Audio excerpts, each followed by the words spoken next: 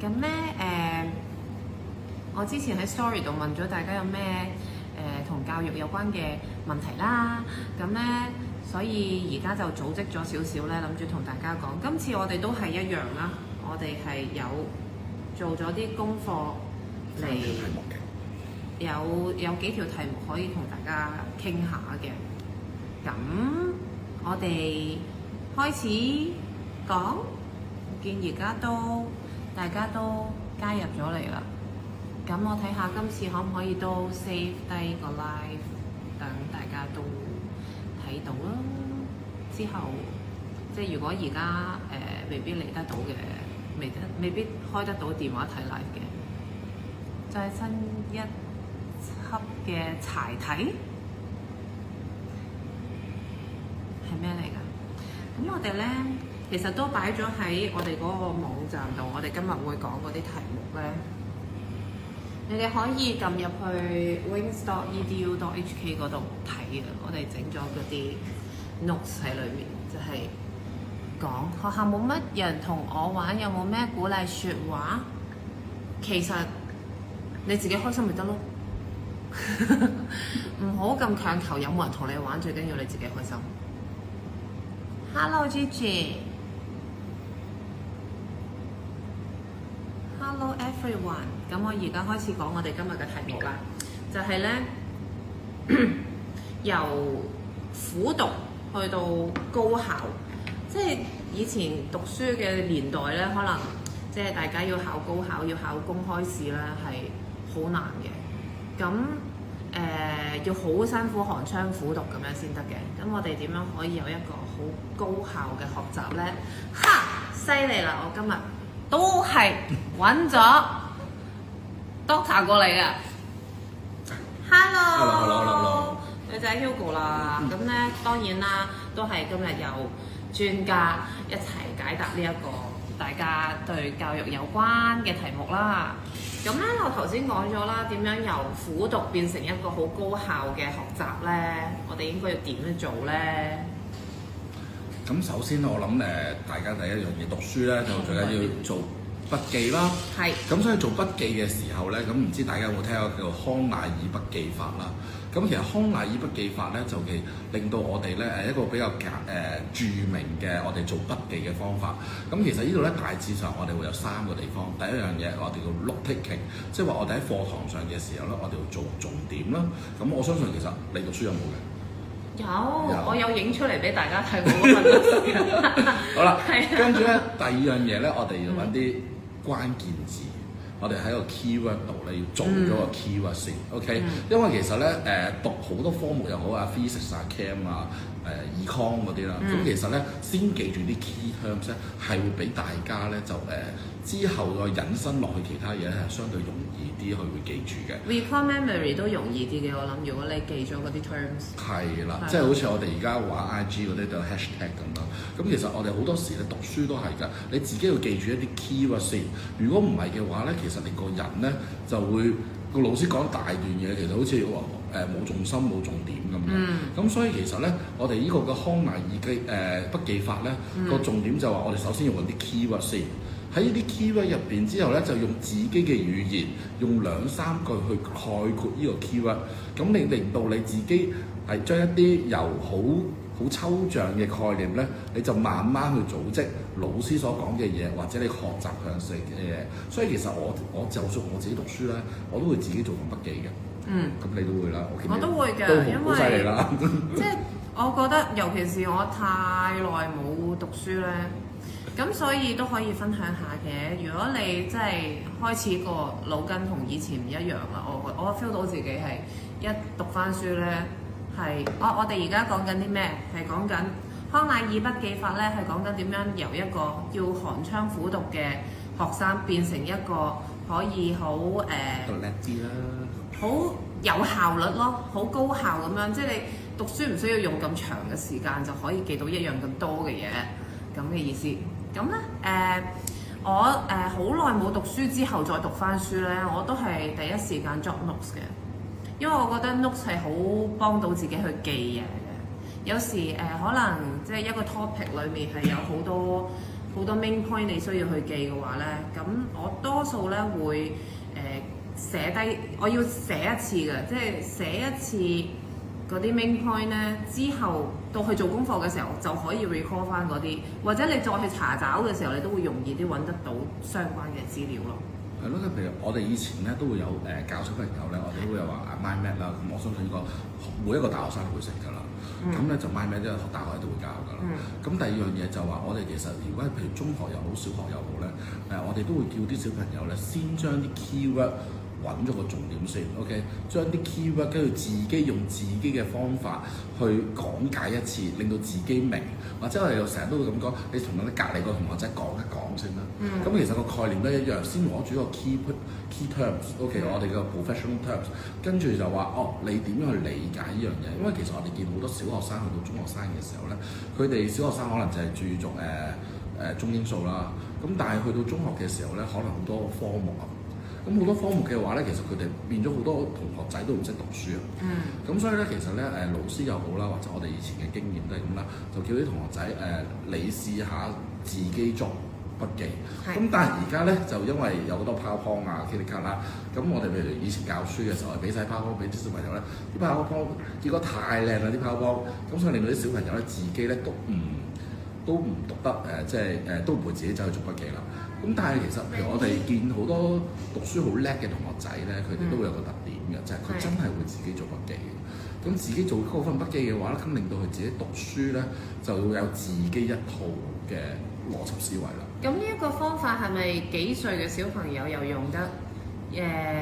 中學生又用得，大學生又用得。其實我哋應該咁講啦，如果呢個方法其實係對任何我哋學一啲叫 knowledge base 嘅 subject 咧，就係會比較好。譬如個 knowledge base 嘅 subject 咧，free cam 擺一定得，econ 啊，依啲咧我哋會比較知識點啊，我哋英文叫 knowledge point 啊，咁依啲 point 咧，咁依啲科目咧就一定得。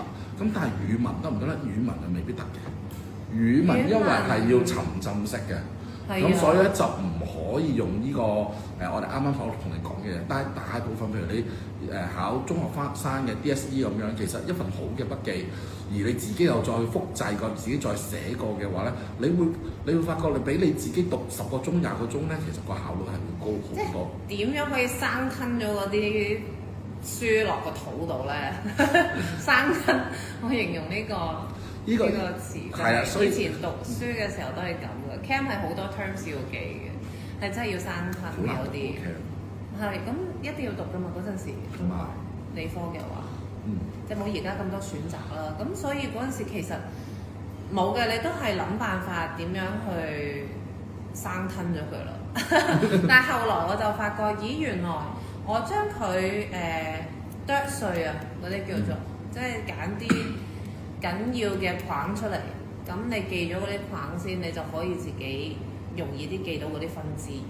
我係咁嘅模式。呢個係啊，所以我話其實大部分我哋有啲叫知識性嘅科目咧，其實就可以用呢個方法去讀嘅。咁數學得唔得？數學爭少少，因為同個數學係嗰個過程嚟嘅，同啲好大嘅過程咧，其實呢啲唔得嘅。通常都係可能我諗 physics 啊、chem 啊、bio 啊、science 嘅嘢啊，或者 history 嘅嘢啊，我覺得都可以用呢一個方式。呢個方法絕對得。即係生吞嘅方式。我個感覺係，因為都係要明嘅，咁但係有時即係你尤其是要應付公開考試嘅話咧，你未必有太多嘅時間去準備其中一個科目㗎嘛。咁所以你一定要將佢濃縮同埋令自己快啲記得。喺明之前，你都要首先記得咗啲 terms 先咯。你記完啲 terms，你再去之後慢慢嗰啲叫咩咧？好似我咁樣讀書法咧，就係碎片化嘅讀書。係啊。即係可能今日睇一啲，聽日睇一啲，後日睇一啲。咁你會係你會發覺容易啲嘅，我係容易啲咁樣去記到咯。呢個就有啲我哋用 piece of knowledge 啊，即係好似砌圖咁樣讀呢下讀嗰下，跟住之後你能夠砌到幅圖咧，嗰個知識就係你㗎啦。係啊，嗰個 picture 就會係你㗎啦。咁你可以 group 埋到佢哋一齊。係啦，咁所以其實呢個讀書方法咧，係成功嘅。如果唔係都讀唔得咁叻啦。我應該要叻啲。係啦，咁另一種咧就係可以我哋點樣温書啦。咁啊，你有冇咩心得啊？你温書？温書我就係話咯，我係會 jot notes 㗎，即係一路睇嗰啲書，可能自己未係好明白個中嘅道理。譬如以前 physics 有好多嘅 laws 㗎嘛，有好多 theory 要記㗎嘛。咁你開頭就咁睇完，譬如 Newton first law、Newton third law 咁樣，你唔知點解係咁樣，咁你就要之後再睇翻嘅時候，慢慢。嗰啲叫咩啊？好似一棵樹生啲根出嚟咁樣，你要慢慢挖深啲，你就會發現，咦，原來通翻去上面係通嘅喎呢件事，你就會以後都記得啦。其實喺科學家嚟講咧，我哋都有啲方法嘅，即係你今日讀完之後咧，我哋有啲 short term memory 同埋 long term memory 嘅。如果你將 build up 咗一個係嗰個 long term memory 嘅話咧，咁我哋放心，你一個月之後、3個月之後、半年之後咧，嗰個 memory 都係你嘅。你頭先所講嘅山吞方法咧，就係叫 short term memory。咁點樣令到 short term memory 去變為 long term memory 咧？其實我哋就係睇一個複習詞，即係 revision 嘅時候嗰個次數啦。如果譬如我想24小時內之後咧，我哋呢個 short term memory 即係考試前臨急抱佛腳嗰啲咧，齋背知識點入去嗰啲得唔得？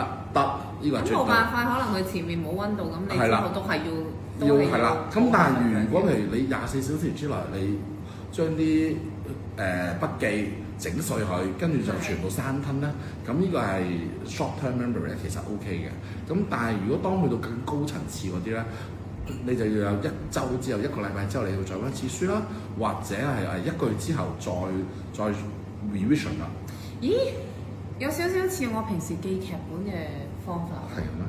因為咧，我哋喺1個禮拜前收劇本嘅1個禮拜前會收到一啲嘅大綱啦，嗰啲叫做。咁我係通常即係嗰個 short term memory 就係用喺嗰個大綱睇大綱嗰度嘅。咁睇完之後咧，我個温習咧就係去睇佢印出嚟嗰個劇本。咁然後咧到正式拍攝嘅時候，我哋又會行一次走位 run 一次對一次稿咁樣啦。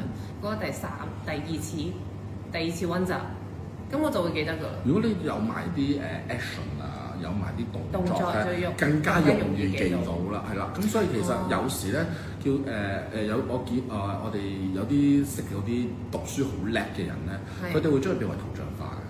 有冇聽過 infographic 啊？我都係咁㗎，我啲 notes 都係一格格，全部好似畫公仔咁樣，你好似整啲漫畫咁咧，呢啲係會令到係會幫到自己記嘢嘅，因為其實咧你有infographic 係一定係可以幫到你記嘢嘅方式，但係永遠都係咧筆記最好咧就係自己做嘅，因為當你做完個筆記之後咧，嗰個知識咧就一定係你，而呢個將會係一個 long term memory。係啦，所以如果大家想學識一個科目，即係譬如今年你想讀好啲 physics，咁你就一定要開始咗，即係你要行動咗先，要開始咗自己做自己嘅筆記。我以前讀中學中六中七嘅時候，嗰啲 physics 嘅 notes 仲喺度，可以拎去賣。啱用。而家啲唔係㗎，而家喺網上乜都有賣㗎，筆記啊好多。我仲要係我自己讀完，俾咗我細佬再讀，因為我啲筆記好整齊嘅，係。嗰陣時我哋都係手抄版多。係啊。所以到而家讀書我都係手抄版。因為其實當你隻手一路抄嘅時候，令到你有個 motion， 即係你會有個知識會容易入腦啲咯。我自己就算到今日，我哋要記嘢，我都係拎住都會寫下咁樣，令到自己容易去記嘢。咁所以其實我點樣去記嘢？譬如你頭先所講啦，你話拍劇啊咁啊，因為你有埋走位，有埋動作，同埋有大家嘅演繹咧，容易記好多㗎。如果你話一個人自己去自己喺屋企喪咪嗰啲都係好難記。好難記㗎，因為你冇個情景啊。讀10次先。係啊，所以其實有啲科目咧，有啲同學仔咧會讀得比較叻，譬如歷史嗰啲咧，我見有啲同學咧讀歷史係好叻。係啊，支持。因為佢能夠幻想自己當時發生嘅情況。即係將自己代入咗去嗰個歷史故事裏面。係啦。咁所以佢成個印象就會深啲。係啦，即係譬如如果係嗰陣時嘅王朝，我係嗰個皇帝，我會點做咧？呢啲都會係咁樣。好多讀歷史，我都唔係讀歷史嘅，我讀商科嘅。我商科就會話成日同個社會個形式係點樣 relationship 係點樣。咁所以其實呢啲嘢咧都係你盡可能同社會嘅層次或者代入到一個角色嘅話咧，你會令到你讀書上咧都會容易個進步會好大嘅。所以其實譬如Bio 啦，我諗我哋Bio，其實佢哋都要好清楚嗰啲咩心肝脾肺腎啊，嗰啲個關聯性啊。咁我見過有啲Bio老師咧係用一個故事形式咧去講㗎，係啦，咁犀利，係佢哋有啲故事性嘅形式，令到佢哋咧將佢哋每一個嘅 correlation 咧關聯咗。外國有啲咁嘅片嘅。佢話咩咧？呢個佢話先要揾到令自己舒服嘅方式先係第一步。個人一個月由0到識7種法語都係咁樣，都係嘅，都係嘅。即係你要令到自己舒服，但係一定要令自己記得啲 main point 先咯。呢一個就係每個人做筆記嘅方式嘅唔同。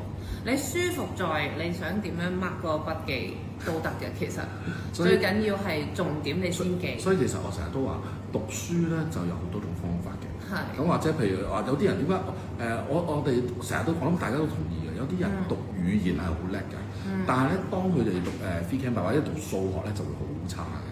咁其實呢個咧其實好多時係一個腦部嘅發展咧係會有唔同嘅。係咪用左右腦唔同啊？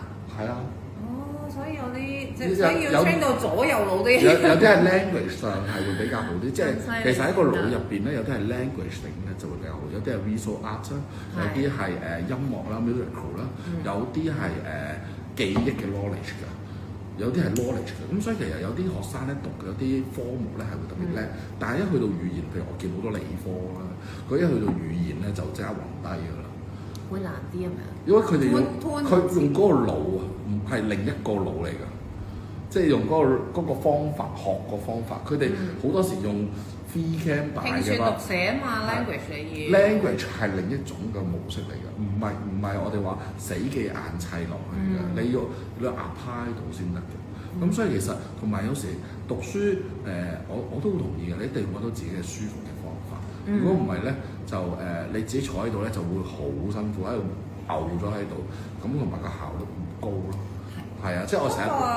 我覺得就算即係你話我要揾一個舒服嘅方法，我中意坐喺度温又好，企喺度温又好，即係一路做緊嘢，一路聽緊音樂，一路温都好。其實呢個係冇所謂，最緊要係你自己記到啦。咁但係你講即係我覺得做筆記呢一個方法咧係重要嘅，即係首先記咗啲 main point，然後你將嗰個 notes 你自己點樣畫都冇所謂，即係我覺得你講得好啱嘅係咧，每個人整嘅筆記都係唔一樣㗎，即係因為筆記其實係基本上係俾佢自己睇嘅啫，就係幫自己去記住嗰啲 knowledge 嘅。咁當你寫完之後，即係你如何令到唔使死咪爛咪，你都可以記得到嗰樣嘢咧，就係去明白嗰一樣嘢。咁就要温書啦。所以咧，其實温書啊，點解我哋譬如見有啲學霸咁咧？我見過有啲學霸佢就係讀書又叻。我真係識個我哋鋼琴同事啊，佢係而家係中大醫科生。咁咧佢嘅成績係好犀利啊，五星星，好多科都五星星。跟住，但係佢鋼琴係演奏2級嚟喎，佢唔係演奏1級，演奏級係有3種，佢係演奏2級嚟嘅。哇！佢真係好犀利喎，真係好勁。跟住同佢傾下，喂，點解你讀書咁叻㗎？佢話唔係㗎，其實我都係望下兩嘢咁讀下咁就搞掂咗啦。其實佢哋有佢哋自己一套方法嘅，即係讀書學嘢其實係有自己方法，只要你揾得到咧。咁我見過有啲家長就話啊，點解你隔離阿小明可以攞到80分，你攞得嗰50分㗎？咁其實可能係大家嘅方法會有少少唔同。譬如我哋亦都會見過有啲小學生喺小學讀得好叻嘅，中學就大件事啦。或者有啲中學生，我成日見添啦，啲中學生讀得好叻嘅，去到大學咧就哇完全係另一件事，因為個讀書方法已經完全唔同咗。係啊，咁所以其實只係可能係你讀嗰個科嗰個方法，睇下成唔成功啫。係啦。有時我覺得可能我哋喺度寫筆記都係一個即係手嘅動作咧，你一路喺度諗緊你啱啱學嘅知識一路寫落嚟咧，可能嗰個動作都會幫咗你啊！下次要寫嘢嘅時候，你會記得翻。仲有冇你成日你有冇用 highlight 筆啊？你自己？我啱啱嗰次讀書，我冇用 highlight，有用喺個電腦度。係。但係以前我係會 highlight 嘅，好中意畫嘅，仲要。嗱，呢個其實同我哋唔同顏色嘅 highlight，同我哋康乃爾嗰個差唔多啦，就係咩意思咧？揾 keyword。哦。你諗下，我哋讀書咁樣成本咁厚咁樣，咁入邊可能話覺得個閱讀量好大啊。咁所以你首先要揾到入邊嘅 keyword 先，究竟個知識入邊佢嘅 keyword 喺邊度係真係大家最想。佢之後梗係拿住個 keyword 就再去做延伸。咁呢個咧就會係成為咗大家一個比較好嘅方法嘅。我覺得點樣可以唔使死溫得嚟？即係點樣可以令到你背嘢或者記嘢比較 efficient 啲？係你每日讀少少，每日都睇一次，唔使用好長嘅時間，可能你每日用15分鐘或者30分鐘，再去睇翻你到底呢個禮拜學咗啲乜嘢。咁可能一路咁樣累積落嚟咧，你會好容易就記得咯。最好就係可以將你學咗嘅嘢喺平時嘅生活裏面都能夠融入得到啦，或者運用得到啦。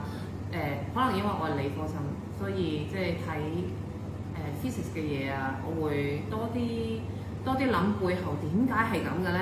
咁你喺生活上面遇到一啲相似嘅問題，譬如啲車嘅速度啊，譬如個燈嘅光線啊，即係呢一啲咁科學嘅嘢咧，你就會去望到嘅時候，你會 recall 翻你自己，我做嗰份筆記係咁樣嘅喎。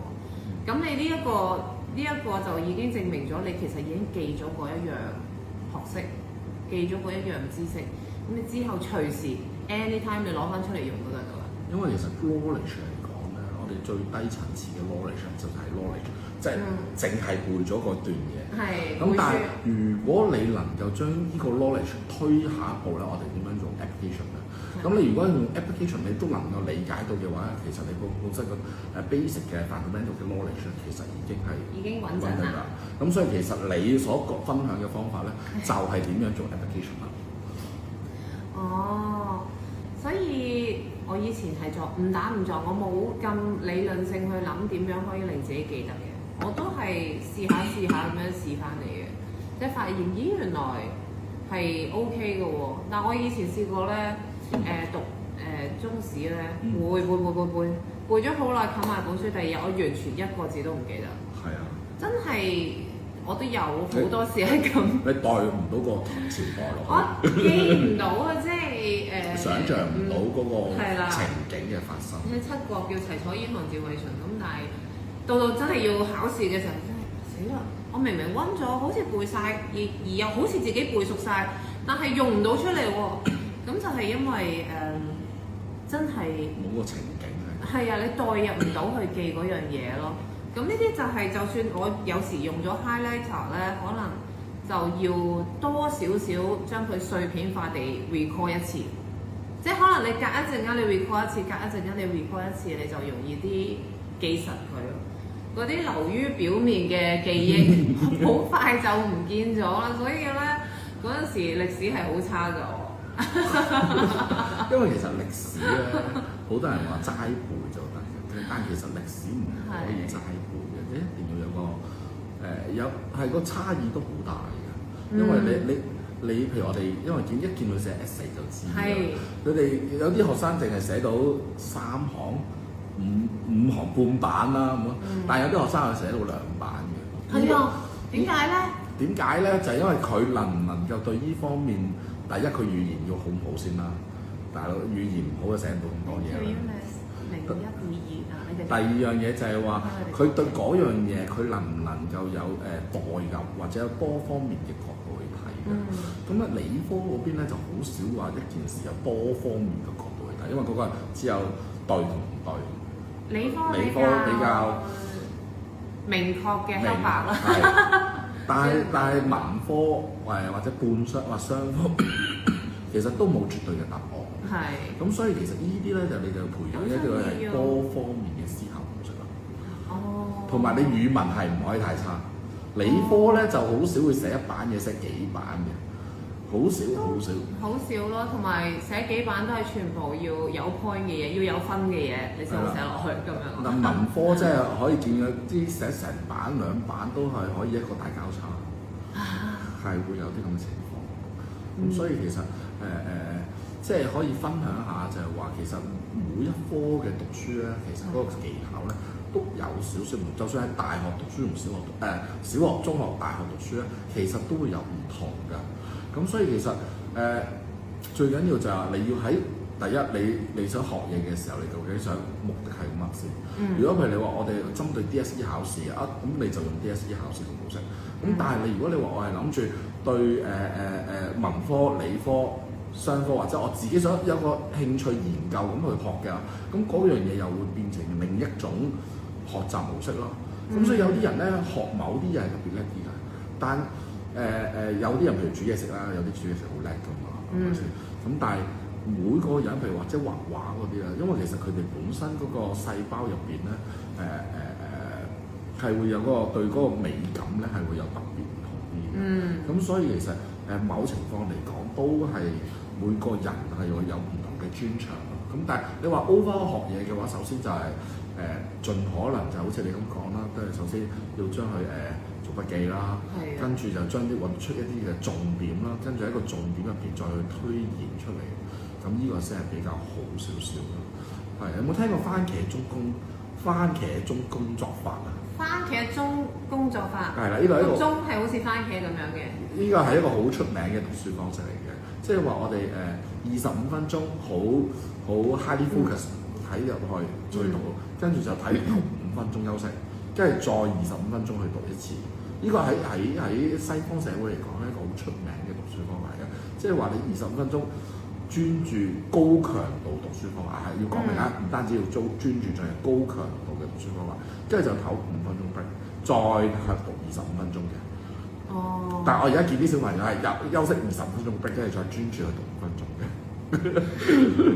可能係嘅。係啊，但係你專注嘅時候，你真係要好 focus 先至得。要好 focus 嗰啲咧，呢個咧番茄鐘工作法，你喺網上查一查啦。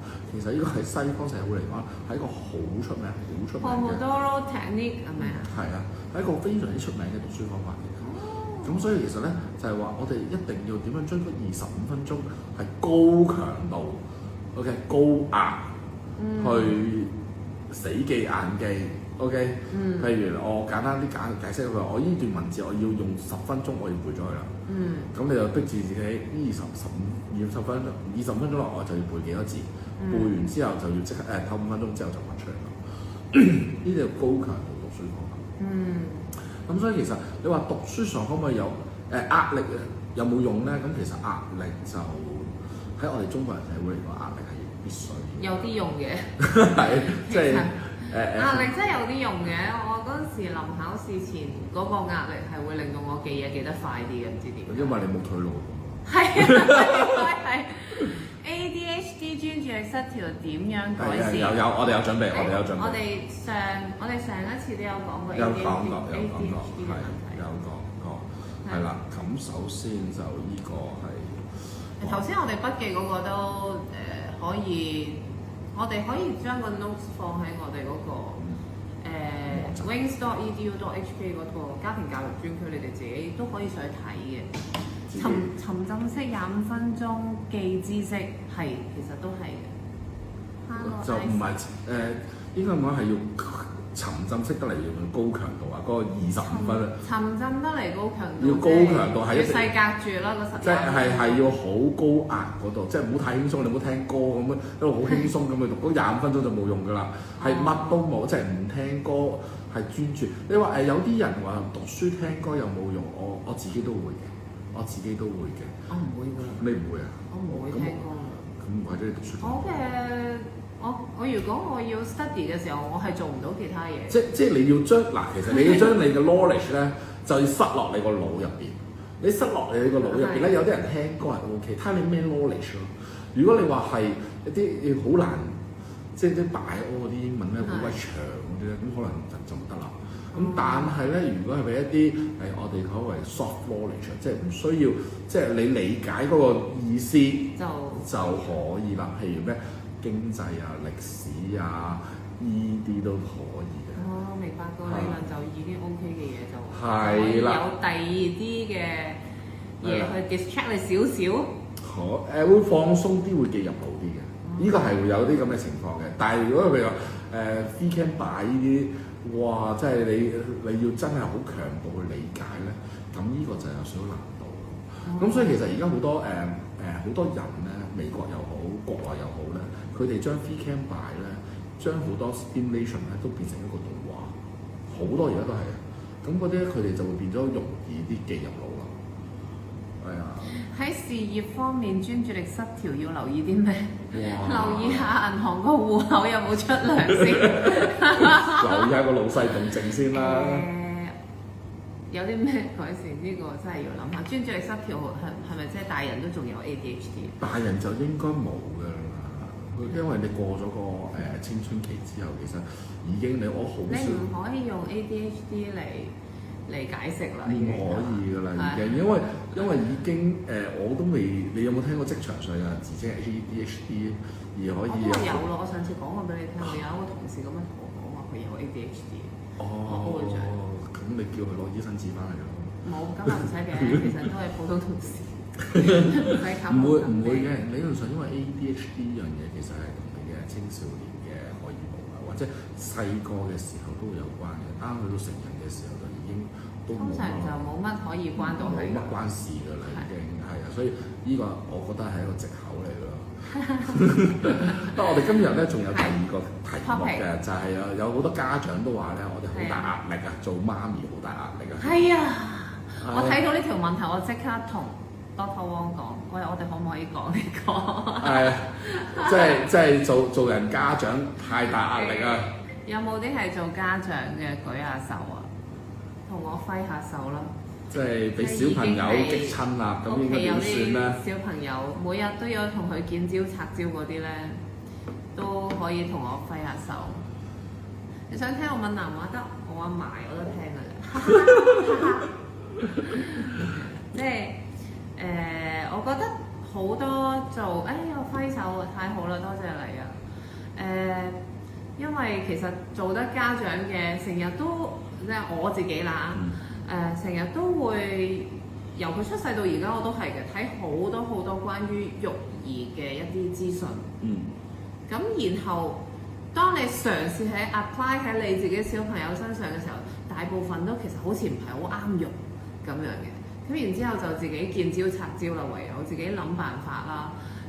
即係譬如佢好細個嘅時候，叫佢食嘢唔食嘢啊，咁好多都會即係上網睇下點解會係咁嘅咧？原來有其他嘢 distract 咗佢。原來佢食嘢嘅時候，你唔好同佢講咁多嘢啊，佢會分散咗注意力，就會唔食嘢啊咁樣。咁但係咧，試多一排咧，又好似真係有用喎。然後佢又會一樣噶啦，又會自己揾啲嘢嚟 distract 自己噶啦。咁你係沒完沒了咁樣去遇到差不多嘅問題嘅時候咧，我發覺都係要自己去摸索，因為其實每一個小朋友都係獨立嘅個體，都係同人哋唔一樣嘅。即係就算而家我哋話俾你聽，我話呢一招可以對付呢一種情況，嗰一招可以對付嗰一種情況，你都係要去運用嘅時候，自己諗一諗到底 apply 喺自己或者自己嘅小朋友身上用唔用得着咧？咁樣係啊，因為其實咧好多時好多家長咧冇受過專業訓練啦。我只係咁講，冇受過專業訓練啦。冇人教我點做阿媽啊嘛，即係睇住我自己媽。因為做阿媽唔使考牌㗎嘛。即係你明明係，就算你望住自己嘅媽媽，你會明白咗嗰個愛喺邊度啦。但係問題係，當你去教育自己小朋友嘅時候，同以前我媽媽教育我嘅年代已經不一樣啦。即係大家可以接觸到嘅科技又唔一樣啦。學習嘅嘢又唔一樣啦，咁你唔可以用同一套用翻喺再下一代身上噶嘛。咁所以其實我即係介紹少招數。好啊。有時就係當其實我諗呢，譬如第一招咧，我哋會講咧就係話，喂，如果我哋好嬲嘅時候同即係湊小朋友湊到自己都好興。咁喺安全環境之下，你俾自己有個少少空間係去隔離下，等大家互相冷靜下。隔離一下，即係總之兩個唔好太近，唔好見到。或者你入咗房，或者佢入房。但係知道大家存在。大家存在先。咁可唔可以就咁棟塊板喺中間？都可以。咁樣。都係，即係因為遮住，但係你又知道。因為其實咧，你要記住咧，當每個人嬲嘅時候咧，就我哋都斯文人啦，就唔會出手啦。咁我哋會講，可能但係會講啲説話，會影響到對方。有呢啲説話其實令到你好難之後收翻嘅。咁通常説話仲傷過你打你。係啊，咁所以其實咧，有時咧你好嬲嘅時候咧，你自己當你覺得你自己想爆嘅時候咧，你不如自己就嚟爆炸之前一行開。之前啊，冇爆。OK，就大家行開一陣間。OK，或者即係我唔係叫你離開屋企啊，但係你或者可以喺房度休息。或者去個廁所洗個面。係啦，跟住就大家盡量唔好再講一啲傷害對方嘅説話先，跟住再揾一個合適嘅時間，大家再討論。又呢個合適時間又唔可以隔好耐喎。睇下咩情況啦，其實都唔會隔好耐，幾個鐘頭或者陣間之後再坐低就話嗱，我媽咪點解咁嬲，或者爸爸點解咁嬲 ？OK， 就因為你做咗啲乜乜乜乜乜。OK， 咁我跟住同佢講就話嗱，我希望你其實我嘅目的係點樣？我想你做到啲乜嘢 ？OK，但係因為你做唔到，所以我就唔開心。OK。呢個都係要慢慢同小朋友溝通嘅，因為當你肯同佢溝通嘅時候，佢會覺得你係 respect 佢啊，而唔係你淨係同佢講我要你咁做，我要你咁做。因為好多時咧，所有即係我嘅理解啊，所有嘅關係，包括爸爸媽媽同小朋友之間嘅關係，都係雙向嘅，都係雙方都需要付出，同雙方都需要接納嘅。咁所以咧好多時即係做家長忘記咗一樣嘢啊！你咁細個一定係我講俾你聽嘅就啱啦，你聽我講就得啦咁樣。咁但係其實咧，作為一個小朋友，其實佢開始慢慢 build up 到自己嘅諗法，雖然未必係啱，咁但係佢會想表達俾你聽噶嘛都咁嘗試做到一個位就係大家都可以講嘢嘅，大家都唔好即係人哋未講你就已經 ban 佢。呢個係我仔教我嘅，有時咧我唔覺意嘅，真係唔小心嘅。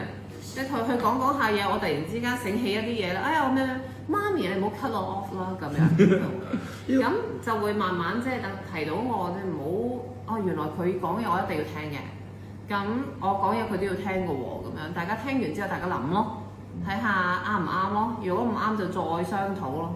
係啊，因為其實咧要記住就係話喺所有親子關係咧，最傷咧，你頭先講到好啱，未必係打咁未必最傷，係一啲打都係皮肉傷，言語上嘅傷害咧係收唔翻㗎，係絕對收唔翻嘅。咁所以唯有嘅方法就係你當未講一啲極度傷害佢嘅説話之前咧，其實你先要諗清楚係咪即係呢啲説話係應該講咯。如果你話我哋能夠可以修飾過一啲詞語 ，OK， 唔係話唔俾你鬧仔，唔會係只係話有啲説話係真係要修飾過之後先講，因為你調節一下係因為一講咗咧係收唔翻㗎。係啊，咁所以其實我覺得作為即係而家嘅父母啦，咁咧你當你想教你小朋友控制情緒嘅時候咧，你都要學識自己控制情緒，你唔可以令到自己嘅情緒因為你嘅情緒會牽動到小朋友嘅情緒，係好容易添啊。係啊，咁所以咧就你，但係你成日都話你想教個小朋友冷靜啊，或者咁你就自己都要冷靜啲咯。其實我覺得可能係因為咧，大人個世界好大㗎，即係你有返工、有朋友、有同事、有讀書嘅有同學，或者有親戚朋友，但係對於一個小朋友嚟講咧，佢個世界係得爸爸媽媽嘅啫。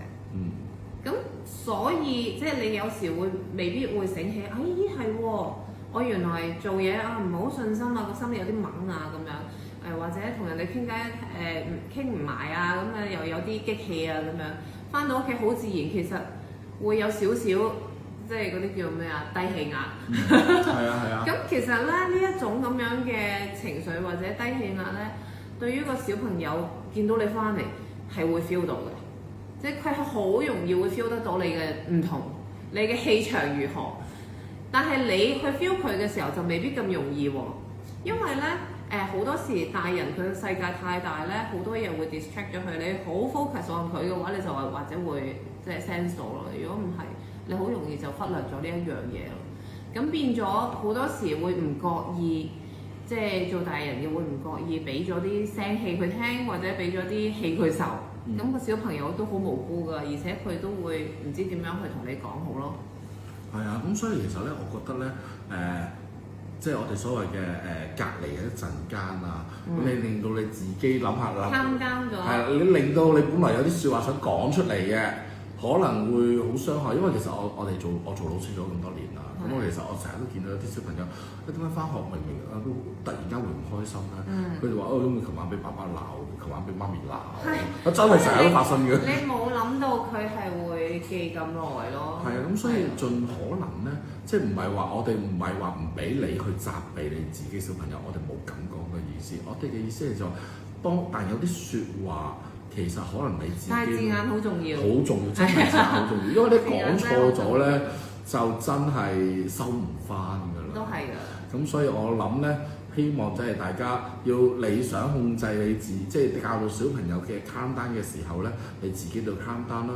咁譬如你可能深呼吸啦，吸氣唞下氣，令到自己可以有多啲個腦有多啲養分，令到你清醒少少。有人問，如果有時你教緊啲小朋友去駁嘴咁點咧？咁就睇你嘅修為係點啦。即係我哋就因為我自己教咗20年啦，咁我通常啲小朋友都係駁嗰幾招嚟㗎啦。咁我哋又做見招拆招啦。咁但係有時你同佢講駁咗，有時你又唔好覺得要睇下佢嗰個駁位咧。嗱，我見過2個，即係我哋可以係無厘頭駁嗰啲，你真係要聽咯。即係如果可能佢就話好似我有我個仔咁啦，7歲咁咯。咁我同我媽咪譬如媽咪教佢數學咁樣，跟住個仔就話唔係啊，跟住拎本書出嚟同個媽咪講，喂，本書係咁寫㗎，7歲嘅小朋友竟然識咁做。咁個媽咪就話係喎，不過原來本書佢理解嘅字眼上錯咗。咁呢啲就討論啦。所以如果係基於呢個事實上嘅駁嘴咧，咁我哋就要喺事實上，我哋係以事實為依歸。去回應 ，OK。如果係自己錯咗咧，千祈唔好鬧翻佢。就承認，OK。譬如原來即係地球係圓嘅，大家唔好去拗呢件事啦。1+1係等於2啦，OK。咁我哋只係尊重事實，因為當父母都尊重呢個事實嘅時候，細路仔先會去尋求真相，OK。咁但係如果另一個駁嘴咧，就係一個情緒上嘅。咁咧，我哋咧就要同佢講嗱，你而家好唔冷靜啦。我哋就嗱，你而家唔好唔冷靜啦。你而家就去冷靜下先，OK。即係陣間先再同你傾。嗱，呢個係情緒上嘅駁嘴 ，OK。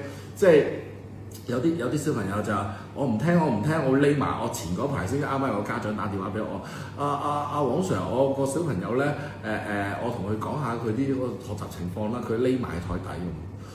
跟住我就話咁佢咁唔冷靜，你就唔好同佢講。你再同佢講都冇意思㗎，啱唔啱先？嗱，呢啲咧就我哋要去所謂叫做情緒上嘅駁嘴咧，我覺得就冇需要再同佢拗嘅。係。即係大家情緒上你都要等佢 calm down 咗，你講嘢佢先會聽。因為佢如果佢係因為佢嘅情緒，咁你不如話，譬如匿咗喺台底，真係喎。我而家講緊唔係5歲3歲，我講緊係14歲喎，14歲匿咗喺台底。咁啊真係好嚴重嘅情緒，你就要等佢冷靜。你就等佢冷靜下先咯，跟住冷靜完之後再坐低，咁深呼吸，再深呼吸，跟住再喺另一個環境同佢傾咯。但係如果係事實嘅駁嘴咧，咁大家就講道理、講真相啦。咁呢樣嘢就世界就而家好多方法可以查到個真相係點樣嘅，咁咪查翻出嚟咯。你就 fact check 俾佢睇咯。係啦。頭先仲有一個咧，佢問。如果關於偏心嘅問題 Leroy 哇，偏心嘅問題，你想問咩啊？即係當父母俾小朋友 complain 你偏心嘅時候，定係咩先？即係偏心嘅問題可以好廣泛。好多時就應該咁講啦，我理解字面理解，即係話可能有兩個小朋友，咁個阿爸咧就以為就錫個仔就唔錫個女，或者錫個女就唔錫個仔。OK，佢兩個小朋友就同你講：哦，你偏心。OK，你淨係錫細妹唔錫我啦。係啦，類似啊，你就係錫個女唔錫個仔，或者錫個仔唔錫個女。OK，咁你點樣回應？你點樣回應咧？首先係撫心自問又冇事。你係咪真係咁先？如果你真係偏心嘅話咧，咁你就要係咪要認咗？要思考下啦。OK， 呢個真係要。即係你答還答，你都要自己檢討一下先咯。係啊。自己內心 check 下先。係啦，但如果話我唔係 ，OK，係。如果唔係嘅話咧，咁就反而簡單啦。你咪去 prove 俾佢聽，你唔係偏心咯。OK，我嗰條線，我永遠都係揸住嗰條線。咁大家係根據嗰條線，因為你違反咗嗰條線，我就責備你。你因為唔係嗰條線，我就你做得好，咁我讚賞你。咁你嗰條紅線，你要俾佢哋睇咯，即係或者你心目中嗰條界線係要俾人睇。係啦，即係你讚，你要有一個準則俾佢哋知道，你個準則喺邊度，佢要做到點樣先可以得到呢個讚賞。係。因為有一段時間我知小朋友有一段時間係你要無極限嘅鼓勵㗎嘛。係啊。即係不停咁讚佢，讚到佢有勇氣去做。但係咧，去到某一個位，你又要收一收㗎。係。即係去到某一個 age，你又唔可以讚得佢太多㗎喎。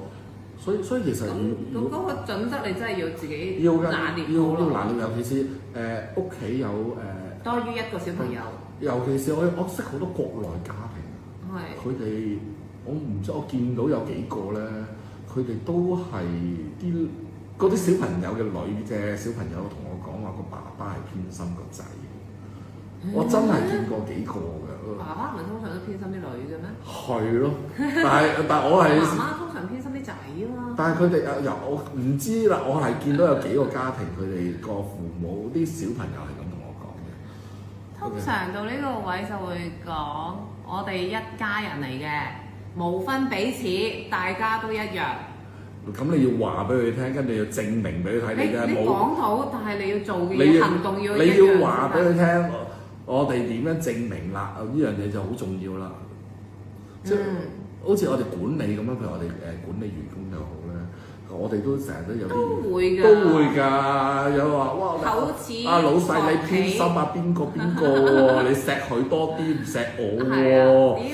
點解嘅？咁其實我哋都話俾佢聽，我哋嗰條線喺邊度？你做到啲乜，我咪appreciate 你咯。你做得唔好嘅，咁我咪即係同你傾下啦，係咪先？咁其實嗰條線係好重要㗎。咁所以其實我哋唔單止要話俾人哋聽，我哋係點先係一個，即係你父母梗係話我哋唔偏心啦。咁但係你都要話俾佢聽，我點解我冇偏心？你要講得出先得。如果唔係咧，唔服㗎，唔服㗎。即係我覺得呢一個係有時即係你睇。同人哋睇唔同嘅角度咧，係會有唔同嘅，所以有時咧，我哋自己覺得啊，點解人哋對我好似冇咁好？點解對佢好似好好咁樣？可能喺人哋嘅立場咧，都有一樣嘅感覺㗎。所以有時呢啲嘢你真係唔好太過計較同太過在意。其實好似有時啲我自己都有個細佬啦，可能我細個都會有啲咁唔同嘅睇法。點解阿細佬爸爸媽咪錫細佬多啲喎？其實係因為大家睇嘅位置係唔同。係啊，自己個觀點與角度唔同。即係因為我都有聽過一個例子，就係咧譬如你有一個仔一個女，咁細佬就會話點解家姐會考到100分，你獎個髮夾俾佢啊？我考到100分又冇嘅咁樣。咁咧嗰個 case 咧就係 end up 佢考到100分嘅時候，都係獎個髮夾俾佢。咁你覺得咁樣咪公平咯？係咪？但係其實髮夾唔啱你用啊嘛，細佬。即係呢一個就係你要話俾佢知，呢一個個分別喺呢度啊。每個人佢啱嘅嘢唔一樣，所以佢所收到嘅獎勵都唔一樣。呢個都可以係一個好好嘅理由嚟嘅。即係話俾啲小朋友聽，其實唔關乎偏唔偏心。即係如果你係有多過一個嘅小朋友，可能2-3個小朋友嘅，其實我唔相信會有一個爸爸媽媽唔錫自己啲小朋友咯，無論係1個、2個、3個都好。咁但係對於佢哋，其實每一個小朋友都係獨立嘅個體啊嘛。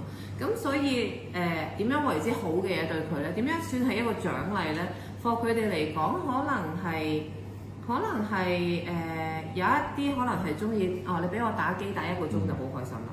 有一啲你帶我出街玩1個鐘我就好開心啦。咁個個人嘅要求都唔同噶嘛，你唔可以話你帶佢出街玩唔帶我出街玩，唔可以咁樣比較咯，因為大家需要嘅嘢唔一樣。咁我諗你要講俾啲小朋友聽，知道呢一個道理喺邊度，咁佢就未必會，即係佢就唔會再同你講話你偏心啦咁樣。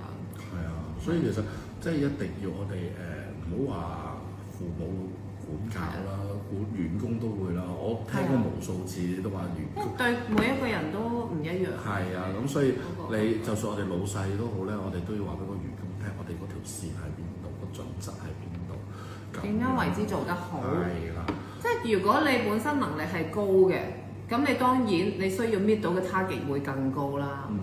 咁但係本身可能能力唔係話真係非常高，但係你有恆心。咁呢個係你另一方面嘅能力嚟㗎嘛，咁咪唔同咯。所以大家嘅待遇未必會係 exactly 公平。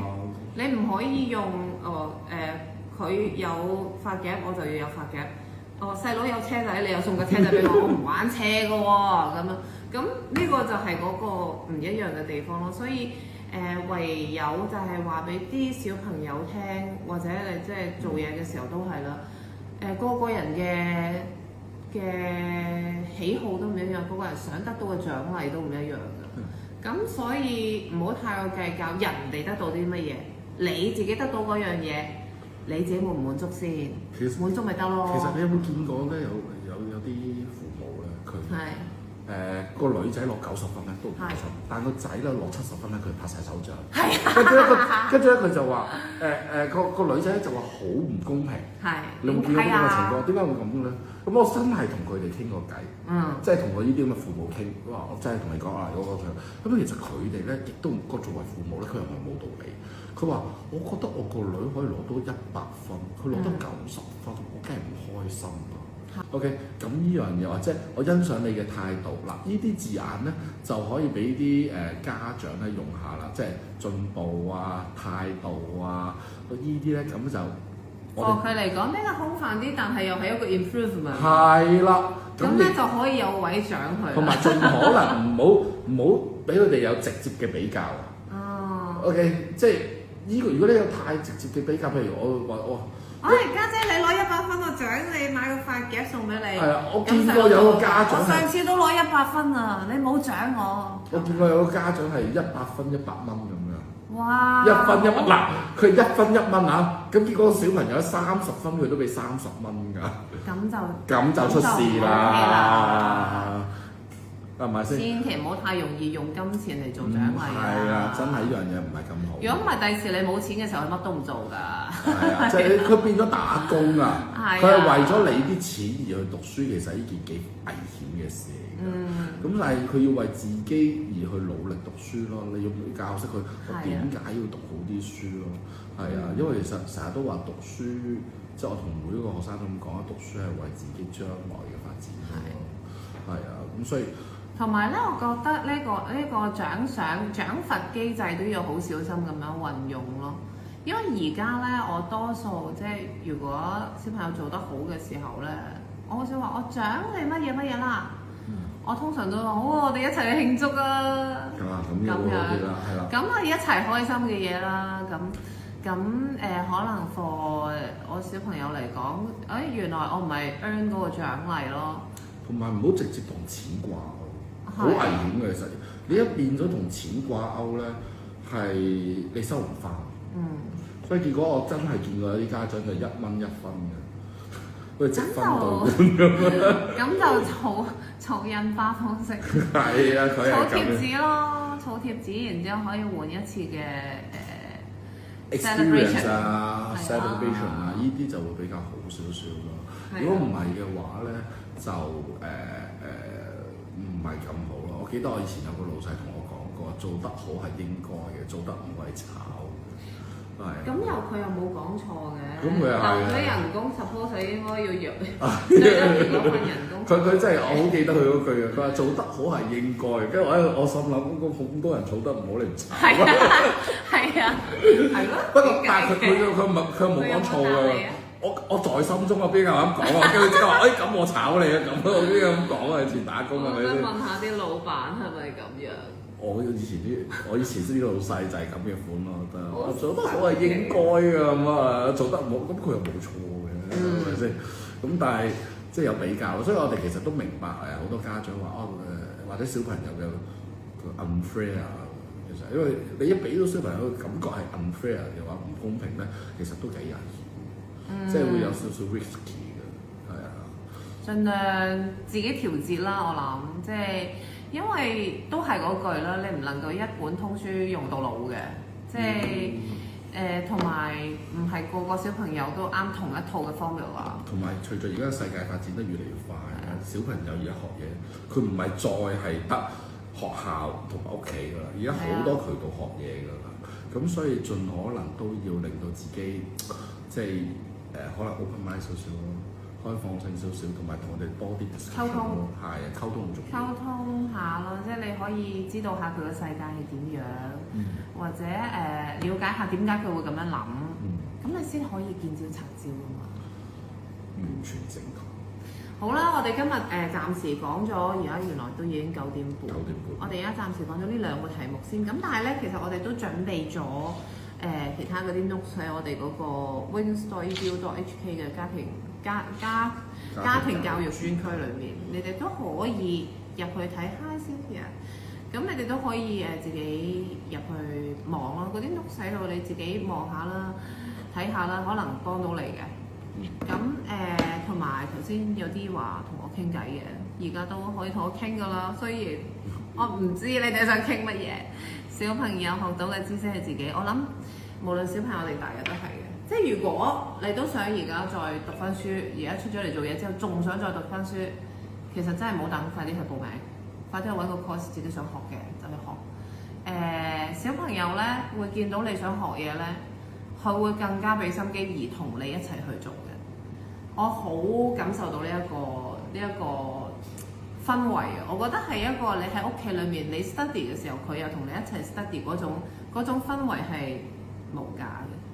呢個好重要嘅，因為其實你作為身教，係，即係佢會見到你讀書或者佢見到你喺度做功課咧，佢都會自己明明打緊機望下，咦好啦，我都唔打機住啦，我都做。會㗎，因為好多點解好多話讀書叻嗰啲父母個小朋友讀書叻咧，就因為。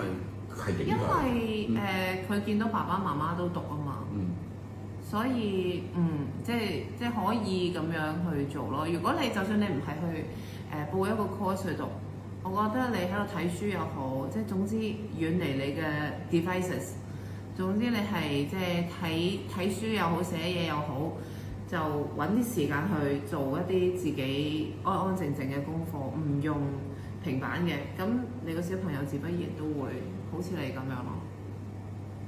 係，身教比説教嚟得有效係真嘅，即係我好認同嘅一樣嘢嚟嘅。仲有冇其他嘢想問我哋呢？同埋你哋 join 咗嗰個我哋嗰個 wingstoreedu.hk 係 join member 就可以睇到㗎啦嘛。係啊，唔使錢。係咯，就咁你 click 入去 join member，因為我哋咧有一個留言區咧，可以即係你唔一定下次咁樣，即係如果你 miss 咗個 story，你就未必可以問到你哋嘅問題。咁有一個留言區咧，係特登俾你哋去留言嘅，即係可能喺教育上面嘅問題啊，或者 anything 你可以喺嗰度留言啦。咁我哋都會解答你嘅，盡量解答。有 doctor 喺度，我唔係好驚，我會講解答你哋。係啦，咁所以你哋可以上去睇下幫唔幫到你啦。即係如果啲小朋友係大個啲嘅，就嚟要準備考試嘅，咁你可以睇下裡面有一啲學習嘅系統，即係令你點樣可以高效地學習，或者容易啲記到啲嘢嘅。